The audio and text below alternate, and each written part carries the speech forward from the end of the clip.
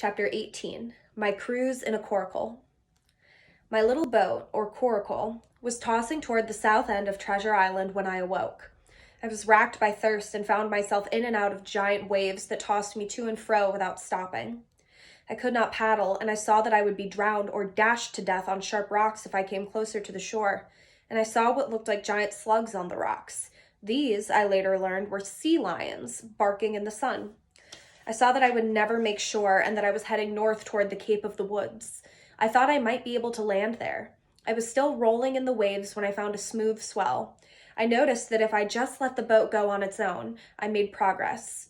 It moved on top of the waves like a leaf, and I thought I might reach land. But it was not to be.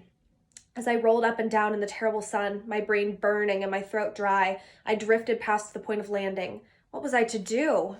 As I rounded the next cape, I saw an incredible sight. The Hispaniola, under full sail, was moving my way. At first, I thought it was going the other way. Then I thought the sailors had come out of their heavy sleep and were chasing me. When it made yet another strange move, I was confused, not knowing what to think. Suddenly, I understood, as the great ship swayed back and forth, that no one was steering it. The men were either hiding themselves below decks or had abandoned ship. And then the idea occurred to me to try to take the ship and give it back to its captain. Could it be that I could get aboard and steer it back? If the frightened pirates were on board, could I tie them up and take the wheel? I was made brave by the idea and tried to make my way toward the ship. Tossing in the wind, it continued to sail toward me. As I drew alongside, I saw that I had one chance. I could see the ship's shiny brass fixtures now and thought it might be easy, but the wind died and the ship stayed put. Then, just as suddenly, it began to spin toward me with the cabin window still open.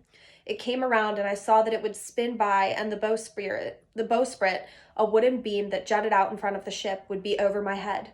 I jumped like a rocket from the boat into the air, catching the beam. Just as suddenly, the boat rose up and came down on my little craft, crushing it. I knew then that I had no way back home but upon the Hispaniola.